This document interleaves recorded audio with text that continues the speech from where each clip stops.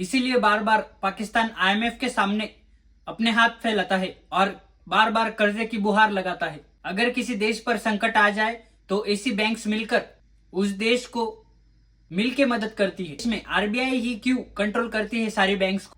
स्वागत है दोस्तों आपका हमारे इस वीडियो में। आज हम पूरे बैंकिंग सिस्टम को डिटेल तरीके से समझेंगे और बैंकिंग सिस्टम से रिलेटेड सारे कंसेप्ट्स को डिटेल में कवर करेंगे।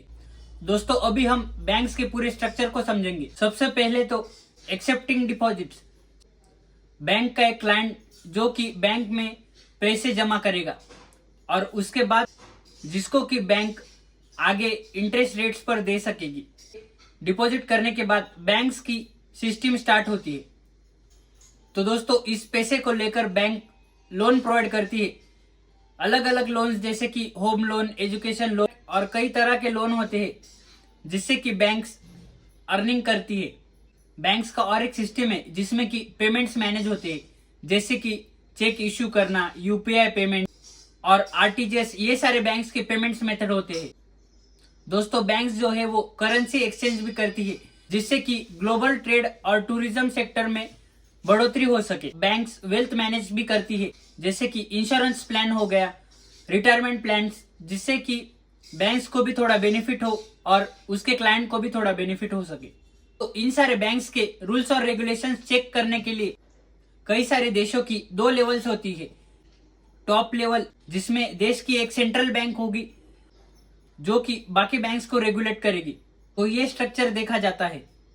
तो ये सेंट्रल बैंक जैसे कि यूएस की फेडरल रिजर्व बैंक और हमारे देश की reserve bank of India.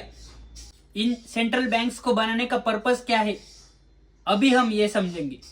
In banks का रोल्स बड़ा ही महत्वपूर्ण माना जाता है, जैसे कि करेंसी इशू करना, यानी कि हमारे देश में सिर्फ आरबीआई ही नोट छाप सकती है, बाकी किसी को ये अधिकार नहीं है। वैसे ही डॉलर को फेडरल बैंक इशू करती है।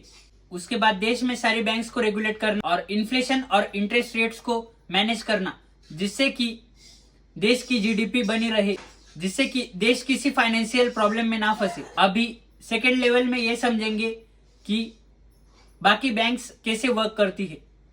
तो दोस्तों ये जो सेकेंड लेवल्स की बैंक है इनमें भी कई सारे अलग अलग टाइप्स होते हैं और हर एक बैंक अपना अलग अलग रोल डिसाइड करती है। दोस्तों पहला टाइप है कमर्शियल बैंक। ये बैंक्स जैसे कि एसबीआई, एचडीएफसी, कोटक महिंद्रा, ये एक प्रॉपर बैंक्स होती है और जिनका रोल एक बैंक की तरह ही होता है, जिसमें कि डिपॉजिट्स को एक्सेप्ट करना या लोन्स प्रोवाइड करना। ये एक प्रॉपर बैंकिंग सिस्टम की तरह वर्क करती है। उसके बाद इन्वेस्टमेंट बैंक्स जो कि लोन वगैरह प्रोवाइड करती है, जैसे कि गोल्डमैन सैक्स, जेपी मॉर्गन, ऐसी बैंक्स। तो उसके बाद कई सारे रूरल एरियाज जहां की मनी फ्लो कम होता है और कम इंटरेस्ट रेट्स पर बैंक लोन प्रोवाइड करती है गरीब किसानों और लो इनकम अर्निंग लोगों को, जिससे कि लो इनकम अर्निंग फैमिलीज को मदद हो सके। इसे कोऑपरेटिव बैंक कहते हैं। उसके बाद माइक्रो फाइनेंस बैंक्स होती है जैसे कि बजाज फाइनेंस वगैरह। इन बैंक्स का पर्पस सिर्फ लोन प्रोवाइड करना होता है, जिससे कि लोन लेने में आसानी हो सके और लोन तुरंत मिल सके। इन सारे बैंक्स के बाद एक डिजिटल बैंक भी होती है, पेटीएम पेमेंट्स बैंक, जो कि सिर्फ डिजिटली वर्क करती है और जिसमें ऑफलाइन जाने की जरूरत नहीं होती और सारी प्रोसेस ऑनलाइन ही हो जाती है। दोस्तों ये सारे थे सेकेंड लेवल बैंक्स जो कि देश में रेगुलेट करते हैं। हर एक कंट्री के पास अपने अपनी अलग अलग बैंकिंग सिस्टम होती है। तो इन सारी बैंकिंग सिस्टम को क्रॉस कंट्री कनेक्ट करने के लिए ये ग्लोबल बैंकिंग सिस्टम बनाई गई है, जिसमें स्विफ्ट नेटवर्क, आईएमएफ वगैरह ये बैंक्स आती है। दोस्तों स्विफ्ट नेटवर्क यानी कि जिसमें बैंक्स इंटरनेशनली मनी ट्रांसफर करती है दूसरे बैंक्स को, इस नेटवर्क को स्विफ्ट नेटवर्क कहा जाता है। उसके बाद वर्ल्ड बैंक और आईएमएफ, ये बैंक्स कंट्रीज को लोन्स प्रोवाइड करती है और फाइनेंशियल प्रॉब्लम्स में उनकी सहायता करती है।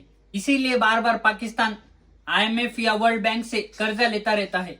इन ग्लोबली कनेक्टेड बैंक्स को कई सारे रूल्स एंड रेगुलेशंस होते हैं, जैसे कि बीआईएस नॉर्म्स वगैरह, जिसमें कि बैंकिंग सिस्टम की सेफ्टी को मायने रखा जाता है।